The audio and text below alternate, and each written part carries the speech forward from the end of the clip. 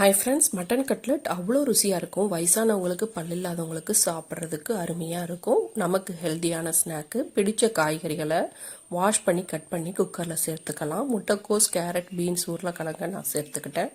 மூழ்கிற அளவு தண்ணி விட்டு உப்பும் சேர்த்து 2 விசில் விட்டு ஸ்டீம் போனதும் தண்ணியிலேருந்து காய்கறியில் வடித்து உருளைக்கிழங்கு தோல் நீக்கி நல்லா மசிச்சு வச்சுக்கிட்டேன். நம்ம காய்கறிகளில் மட்டுமே செய்யலாம், மட்டன் கூட பயன்படுத்தாமல். அப்போ உருளைக்கிழங்கு அதிகமாக சேர்த்துக்கிட்டோன்னா சூப்பராக இருக்கும். காய்கறி வேக வச்ச தண்ணியிலேயே மட்டனையும் வேக வச்சு எடுத்துட்டேன். அப்படியே பஞ்சு போல் இருக்குது. நான் பிச்சு போட்டு தான் சேர்த்துக்கிட்டேன். நீங்கள் கிரைண்ட் பண்ணி கூட சேர்த்துக்கலாம்.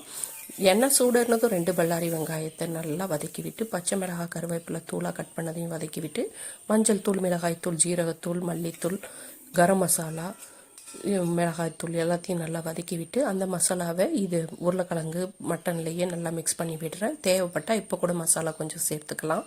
அது நல்லா பிடிச்ச வடிவத்தில் உருட்டி பிரெட் க்ரம்ஸில் முக்கி எடுத்து சூடான எண்ணெயில் டீப்பாவோ லைட்டாவோ ஃப்ரை பண்ணி எடுத்து சாப்பிட்டா அப்படி இருக்கும். நீங்கள் ஒரு வாட்டி ட்ரை பண்ணி பாருங்கள்.